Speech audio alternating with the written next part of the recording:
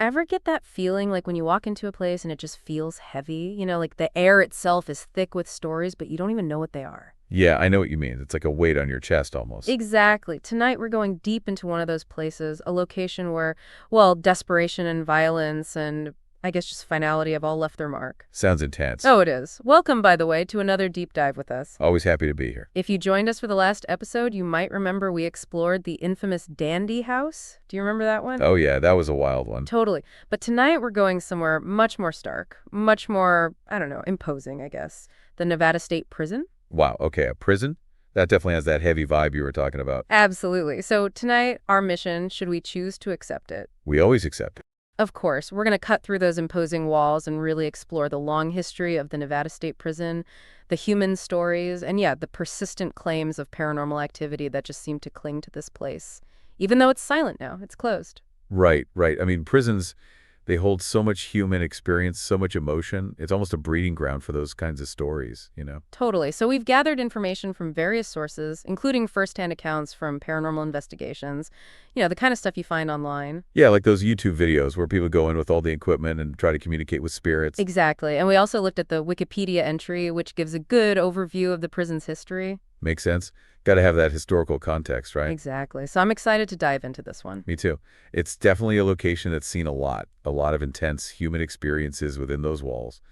I'm here to add some context to help us think critically about the history and also about the stories that people are still telling about this place, even though it's closed. Awesome. All right, let's start at the very beginning. So the Nevada State Prison, it's in Carson City, Nevada, and it's not exactly a new kid on the block. No, definitely not. It's actually the third oldest penitentiary west of the Mississippi River. That's a long time. That is a long time. And think about all the history that's happened in that part of the country since the 1800s. It must have seen some serious changes. Oh, definitely. And what's really interesting is that the land itself, the land where the prison was built, actually contributed to its construction. How so? Well, the area was rich in natural resources, specifically hot springs and sandstone. Sandstone. What does that have to do with a prison? They used the sandstone to build the prison. It was quarried right there on site. And they used inmate labor to do it. So, in a way, the prisoners built their own prison. Wow, that's pretty heavy. Ironic, too. Right. Talk about adding another layer to the whole thing. It makes you think about all the labor that went into building this place, all the sweat and toil and the stories those stones could tell if they could talk. I know, right? And imagine this going on for 150 years, a century and a half of housing all sorts of criminals, men and women.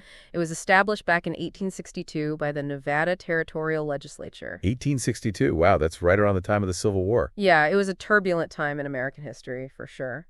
And get this, the prison was actually built on the site of a former hotel, the Warm Springs Hotel. Can you imagine? That's an interesting transition from a place of leisure to a place of confinement.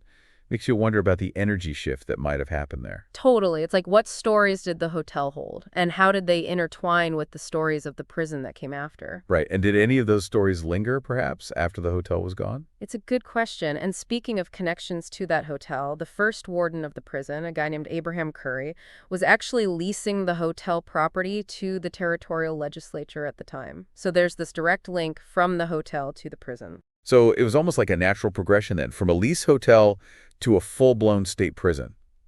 And this Abraham Curry guy, he was right in the middle of it all. It seems so. And the prison's quarry, the one they used to get the sandstone, that played a big role in the development of Nevada as a state. Did you know they actually used the stone from the quarry to build the Nevada State Capitol building? No, I didn't know that. So the prison literally helped build the state in a physical sense. It's wild, right?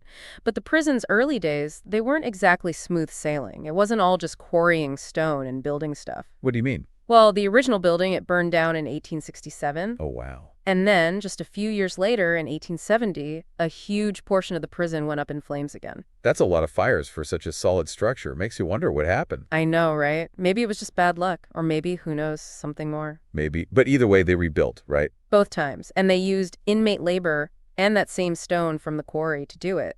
So the prison just kept rising from the ashes, built by the very people who were confined within its walls. There's something powerful about that, in a kind of tragic way. It's definitely a story of resilience, but like you said, kind of tragic too. And, those early days, they weren't the only dark times in the prison's history. The sources we looked at, they paint a pretty grim picture of life inside. We're talking harsh conditions, brutal treatment of inmates. Some of the stories are really disturbing. I can imagine the old-time prisons, they didn't exactly have a reputation for being, humane. Oh, definitely not. And one of the stories that really stuck with me, it's the story of Eugene Austin. This guy, he was convicted of murder in 1941. And his experience, it really shows just how brutal things could get. What happened to him? Well, in 1953, he was subjected to a bilateral lobotomy. A lobotomy. Wow, they were still doing those back then. Yeah, it was a different time, like you said. And lobotomies, they were pretty controversial even then. It's brain surgery, it has severe, irreversible consequences. Yeah, like completely changing someone's personality, their ability to think. I can't imagine doing that to someone in prison. It seems so unethical. Yeah, in Austin's case, it really makes you think about the ethics of medical interventions in prisons back then. How far we've come, but also how far we still might have to go. It's a chilling reminder that our understanding of things like inmate rights and rehabilitation has evolved so much. And it gets even worse for Austin. So after the lobotomy, they deemed him a danger. Not surprising, considering the nature of the procedure. Right. And they kept him in solitary confinement for a decade, 10 years. 10 years. In solitary, that's practically inhumane. It is. And get this. He was kept in a cell they called the Hole. It was carved right out of the limestone. Imagine that. Just solid rock. And he was alone in there. Completely alone, naked in the pitch black. They say it was so dark that he actually went blind before they finally paroled him. Oh my God, that's a horrific story.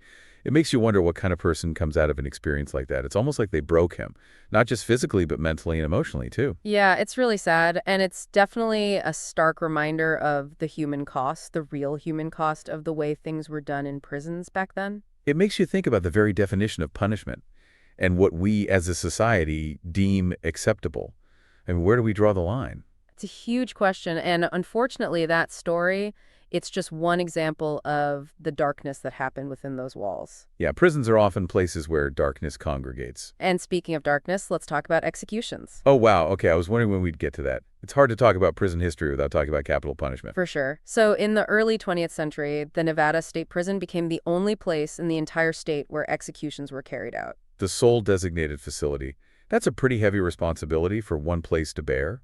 Absolutely. And what's really significant is that the very first execution by lethal gas in the U.S., it happened at the Nevada State Prison back in 1924. Really? I had no idea. It's true. The person executed was G. John, and from what I read, the first gas chamber they used, it was pretty rudimentary, almost like they just threw it together. Makeshift, huh?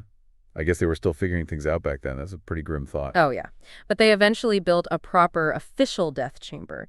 And get this, even after Nevada switched to lethal injection in 1983, they kept using the gas chamber, too. They did? I thought lethal injection was supposed to be the more humane option. Well, they modified the gas chamber to accommodate the lethal injection method, so it was like this multi-purpose death chamber. Wow, that's a lot to process. I know, it's intense, right? And it gets even crazier when you look at the numbers. Over the years, 55 inmates were executed at the Nevada State Prison. 55 people. That's a lot of lives ended within those walls. It's heavy, for sure. And they used different methods, too. Hanging, lethal injection, gas chamber, and even a firing squad. A firing squad. Wow, that feels so old school, almost barbaric. I know, right? Like something out of an old Western movie. It's hard to even fathom the kind of mentality that was prevalent back then. I know. It's a different world, and one of the cases that stood out to me, it was the execution of Carroll Cole in 1985.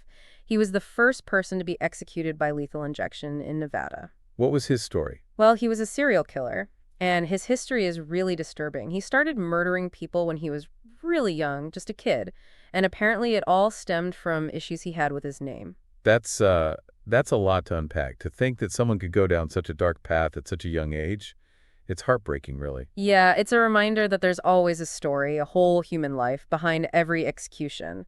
And often those stories are filled with pain and trauma and things that we can barely comprehend. It's definitely a lot to think about. And the choice thing, the fact that they used to offer inmates a choice between being shot or hanged, that's just mind-boggling. Right, like how do you even process that kind of decision? I don't know. It's almost like they were trying to give them some sense of agency, even in the face of death. Maybe. Or maybe it was just a cruel way to make them feel even more powerless. I guess we'll never really know.